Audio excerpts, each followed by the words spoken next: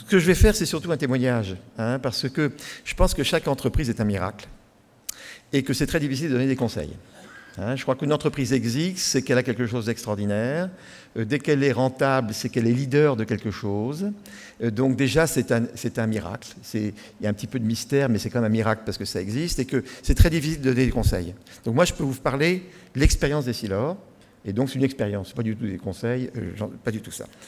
Alors, je pense que le témoignage sur la création de valeur, si vous voulez, la maison Essilor a toujours vu la création de valeur dans le leadership de son métier. Hein, donc, bien comprendre quel est son métier, bien le définir, ce qui n'est pas simple. Hein. Et puis ensuite, chercher à être leader.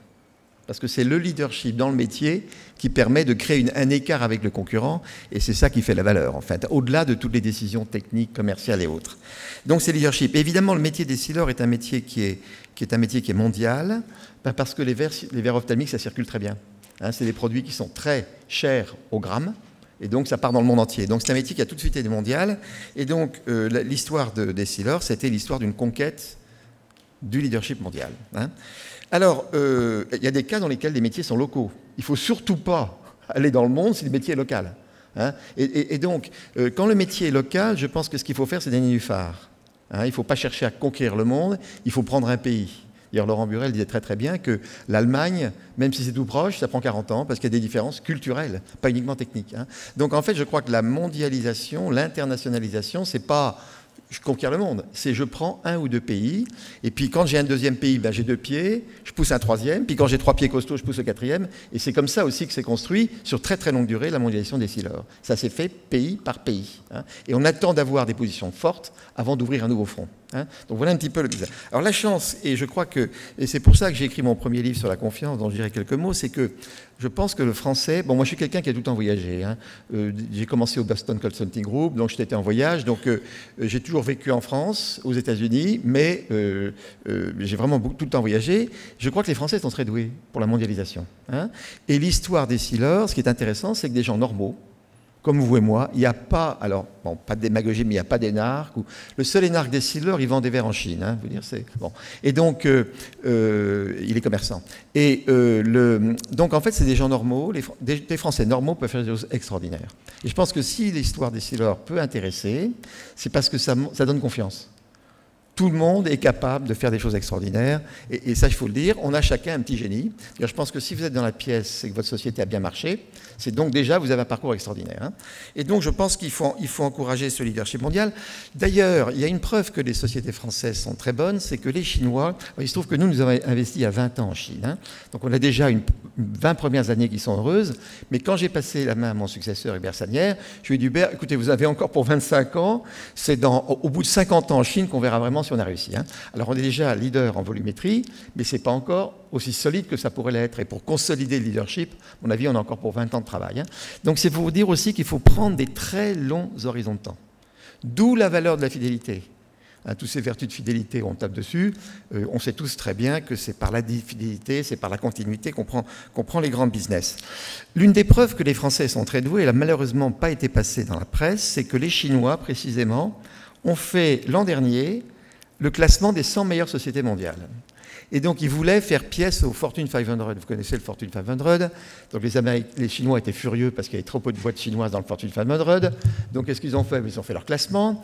Donc, ils ont confié ça à un organisme extrêmement sérieux qui a mis des journalistes, il a mis des juristes et il a mis des économistes. Et bien, le coup de théâtre, c'est que dans les 100 plus grandes sociétés mondiales, il y a 11 Français. Alors, évidemment, ça fait du mal de raconter ça parce que c'est une chose sympathique, mais sachez qu'il y a dans les 100 meilleures boîtes mondiales, alors ils ont pris des critères différents des Américains, ils ont pris des rentabilités sur très long terme, ils ont pris des durées de dirigeance, c'est-à-dire quand les dirigeants boostent les 5 minutes, on enlève les boîtes du classement, parce que ce n'est pas des sociétés, quand ça tourne tout le temps, c'est même pas une société, et puis ils ont pris les sociétés qui ont parié sur la Chine il y a 20 ans. Et bien, il y a 11 Français dans les 100 premiers, et la France est de loin le pays le plus représenté. Hein, donc ça, c'est des petites choses qu'il faudrait dire. Est-ce que c'est peu connu, ça?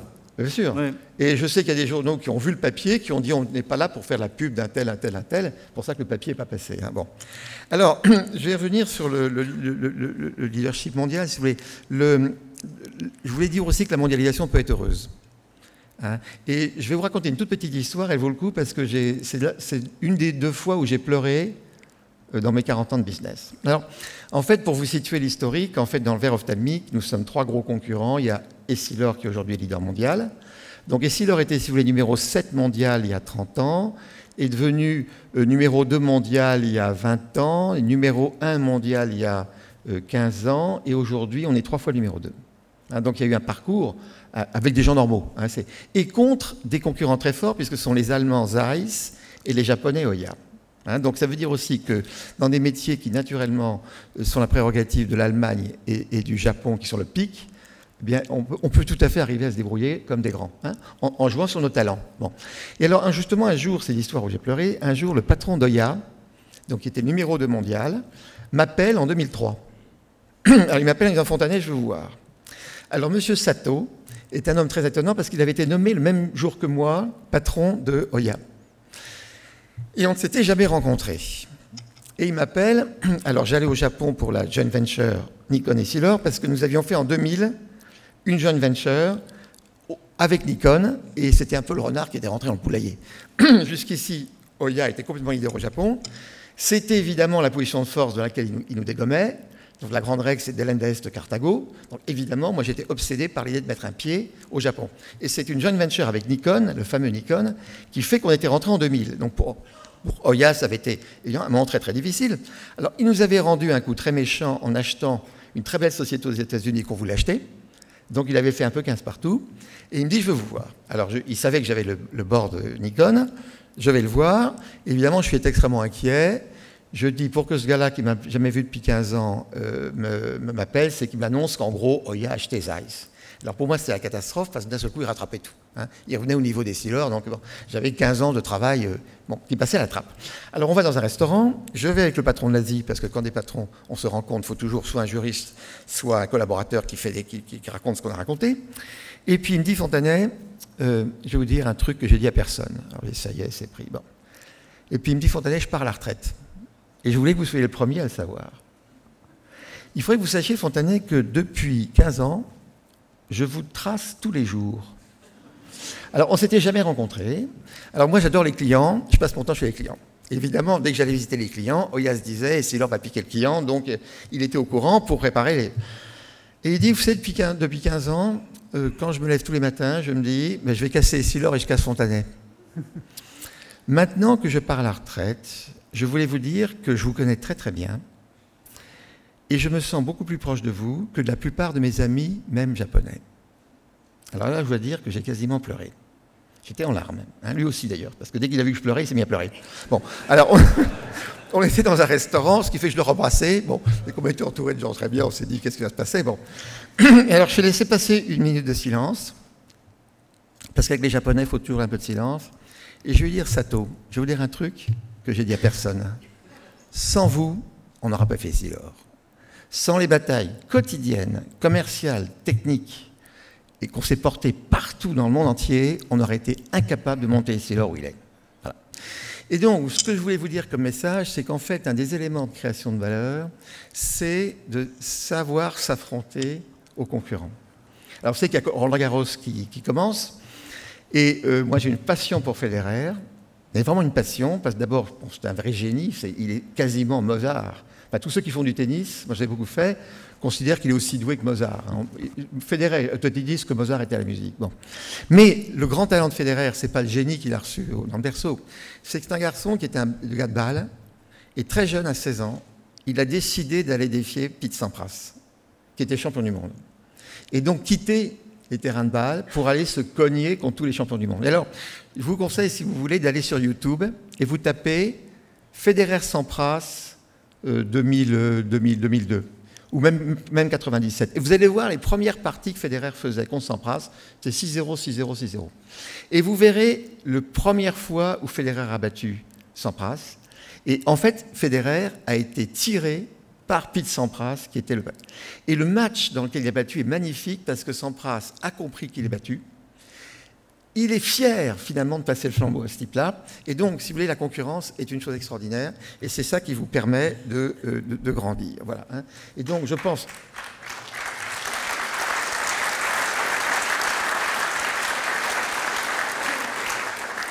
Alors, c'est un peu ces raisonnements que j'ai voulu mettre dans le premier livre que j'ai écrit qui s'appelle « Si on faisait confiance aux entrepreneurs », parce qu'au fond, la façon de manager les gens et de diriger l'entreprise, pour moi, c'est la confiance. C'est arriver à créer le climat de confiance. Et au fond, j'ai réfléchi à ce mystère, mais ce miracle, qu'est la confiance. Et alors j'ai essayé de l'exprimer, c'est comme ça que j'ai toujours travaillé finalement. J'ai essayé de l'exprimer, c'est un système à 3 pieds. Alors c'est au-delà de tout la confiance, c'est vraiment le cadre général qui peut entraîner toute l'entreprise. D'abord, c'est la confiance en soi. Il faut que chacun d'entre nous, on ait confiance en soi. On a très bien conscience que pour bien travailler, il faut être confiant. Si Federer n'est pas confiant dans son coup droit, le bras va faiblir et puis il va rater ses coups. Donc il faut vraiment être en pleine harmonie avec soi-même. Alors il faut faire attention à ne pas être arrogant, parce que le très très grand danger, l'humilité est revenue plusieurs fois. Alors pour moi, c'est la clé absolument du business, c'est l'humilité devant les faits. Et ce qu'il faut manager, il faut manager que la confiance ne devienne pas arrogance. Parce que dès que vous commencez à être arrogant, évidemment, vous n'apprenez plus rien. C'est souvent le problème des gens trop diplômés, c'est comme ils n'ont jamais eu d'échec, ils n'acceptent pas l'échec, ils ne peuvent pas apprendre, parce qu'on apprend autant de l'échec que du succès. Et donc il faut arriver à avoir confiance en soi, il faut que chaque collaborateur ait confiance en lui. Bon. La deuxième chose à faire, c'est qu'il faut apprendre aux gens à travailler ensemble et avoir confiance dans l'autre. Et c'est beaucoup plus difficile, il y a beaucoup de gens qui sont des loups solitaires, qui arrivent uniquement à avoir confiance en eux, et qui n'arrivent pas à travailler fort s'ils ne contrôlent pas tout. Or, dans les sociétés modernes, c'est totalement impossible, parce qu'on dépend forcément de la qualité des gens. Vous parliez tout le temps des moules. Bon, c'est évident que si je suis sur une machine, je dépends de la qualité du gars qui avait des moules, parce que si le moule est mauvais, les rendements sont mauvais. Et donc, il faut être capable de travailler, de donner le meilleur de soi-même, alors même qu'on dépend du travail des autres. Et ça, c'est toute une pédagogie dans l'entreprise à désarmer les loups solitaires et à apprendre à chacun à jouer un peu comme un orchestre de chambre. Vous voyez, on dépend de l'autre et on arrive à être très bon sans forcément qu'il y ait toujours un chef qui dise tout, puisque l'entreprise est en compagnie. Et alors, le troisième point, c'est la déconfiance dans la stratégie. C'est-à-dire qu'il ne suffit pas d'avoir confiance en soi et dans le copain. Il faut aussi que la stratégie soit bonne. Parce que le français est un être extrêmement intelligent, et si on l'envoie dans le décor, il sait tout de suite et il ne fait plus rien. Bon, le français a un sens de la critique absolument extraordinaire. Quand l'ordre est mauvais, le français désobéit parce qu'il aime bien montrer qu'il est intelligent en désobéissant à un ordre auquel il ne croit pas. Vous voyez ? Bon, quand les gens... Ah oui, c'est exactement ça. Alors, il y a un très très grand... pour moi, j'ai une très grande admiration pour Napoléon, et donc je vous conseille de lire tout ce qui s'écrit sur Napoléon, parce que Napoléon avait vraiment très très bien compris les Français. D'abord, il était issu de la base, il était monté au top, mais il avait vraiment les deux dimensions. Et en fait, Napoléon, on sait, dans les batailles, il était toujours dans les batailles, parce que, en fait, il expliquait la stratégie directement aux soldats. Alors peut-être pas directement à chaque soldat, mais il voulait absolument expliquer la stratégie. Et alors les généraux, lui disaient « Attends Napoléon, tu m'expliques ce que tu attends de moi, et une fois que j'ai bien compris, t'en fais pas, je serai au rendez-vous. » Et moi j'ai observé ça avec les Sailors, c'est exactement ça avec les Français. C'est pas la peine de micromanager, il faut faire confiance dans leur intelligence et leur sens de la responsabilité, et quand vous leur expliquez bien la stratégie, ils comprennent très bien ce qu'il faut faire. Et la très grande qualité du français mondialement, c'est quand on lui a bien expliqué, c'est un exceptionnel exécutant. La notion d'exécution est venue plusieurs fois. Il est évident que pour qu'une boîte marche bien, il faut une bonne stratégie et une bonne exécution. Une bonne stratégie ne rattrapera jamais une mauvaise exécution. De même que si vraiment une très très bonne exécution sur une mauvaise stratégie, ça ne marchera pas. Et donc en fait la confiance, c'est les trois. Donc c'est le sens du petit livre que vous allez avoir, et je vous remercie beaucoup d'avoir fait l'honneur de le donner aux participants. Alors j'ai expliqué la genèse de ce livre. C'est que donc j'ai écrit ce livre de la stratégie, c'est l'enfant du premier. Le premier s'appelle « Si on faisait confiance aux entrepreneurs ». C'est un livre que j'ai écrit dès que je suis décidé de passer la main à mon successeur. Chez Silver, nous avons passé la succession. On est resté en conseil d'administration, mais j'ai abandonné la direction générale pour que mon successeur, qui était patron des US, apprenne la direction générale. Et je lui ai dit, quand vous êtes bien organisé avec des directeurs généraux qui vous soutiennent, moi je vous passe tout de suite le conseil et je pars. Bon. Et pendant cette période intermédiaire, je ne voulais pas mettre les pieds chez Silver, parce que comme j'avais été tellement longtemps, les gens savent très bien qu'un regard, ils savent ce que je pense. Bon. Et donc, je ne voulais absolument pas polluer l'interne. Et j'ai donc écrit un livre et j'ai fait des conférences. J'ai fait en gros 150 conférences par an. Donc, j'ai fait beaucoup de conférences. Et alors, je me suis rendu compte qu'il fallait absolument écrire quelque chose sur la stratégie. parce que les gens comprennent assez vite les systèmes, au fond, le management, la confiance, les gens comprennent très très vite. Mais par contre, il faut vraiment donner une pédagogie de stratégie. Alors, ce que j'ai fait, c'est que je suis très ami avec les gens d'HSC, donc ils m'ont confié 50 élèves. Et donc, j'ai écrit un cours complètement original, qui n'existe absolument pas, c'est complètement nouveau. C'est essentiellement la stratégie. Alors, je l'ai fait pourquoi? Parce que j'ai eu la chance de démarrer au Boston Consulting Group, au BCG, qui d'ailleurs était le premier client des Silor. Hein. La première facture qu'a reçu le BCG pour faire les payes, c'était les clients où j'étais consultant à l'époque. Vous voyez, donc j'étais vraiment marié. Et j'ai eu la chance, si vous voulez, d'être au BCG au moment où ils ont inventé les notions de courbe d'expérience, d'effet d'échelle. Et d'ailleurs, j'ai pas mal travaillé dans la plasturgie à l'époque, bon, il y a très très longtemps. Et alors, je suis un de ceux qui a 40 ans d'expérience pratique.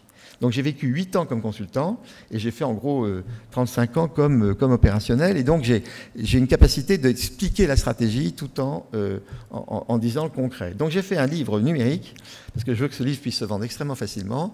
Donc c'est une application iPad. Hein. Donc il faut une tablette, bien trop pour l'avoir sur ordinateur.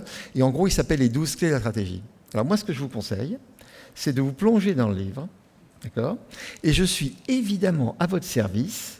Parce que si vous avez besoin d'éclairage, ou si vous voulez faire des séminaires, ou si vous voulez, par exemple, l'an prochain, alors moi, ce que je peux vous faire, c'est One Day Stratégiste. On se met tous dans le bocal, on se lève tout le matin, vous finirez épuisé à 6 heures du soir, mais vous aurez tout pigé, hein, et je vous aurai transmis. Alors, j'ai fait cette expérience déjà une dizaine de fois. Ça marche très, très bien. Donc voilà un petit peu le sens de ce livre. Et donc, évidemment, si vous avez lu avant, si on faisait confiance aux entrepreneurs, ça vous aidera. Mais ce livre est autosuffisant. Donc, je suis en train de faire le cours. Je commence à le faire dans des écoles de journalistes, dans des grandes écoles d'administration. Je suis en train de rentrer là-dedans pour développer la stratégie. Alors, je voulais terminer en vous remerciant beaucoup pour la confiance que vous avez faite. Et puis, vous dire un petit mot, petite philosophique. Je pense que, en fait, les entrepreneurs, je pense qu'on représente beaucoup plus que nous-mêmes et dans ces périodes extrêmement difficiles où on discute beaucoup sur les valeurs. Parce qu'au fond, un entrepreneur est un humaniste. Un entrepreneur, c'est quelqu'un qui croit dans la personne humaine. Un entrepreneur, c'est qui croit que chacun est un petit génie. On défend les valeurs de prise de responsabilité, on défend les valeurs d'autonomie, on défend les valeurs d'initiative, parce qu'un être intelligent est créatif. Et je pense, moi qui ai beaucoup voyagé, la France a toujours été associée au siècle des Lumières. Hein. Au fond, l'économie de marché, c'est venu quand on a reconnu que chaque être est un génie et capable de se porter. Et je pense que finalement, les entrepreneurs, on tient le flambeau de la liberté. Voilà. Merci beaucoup.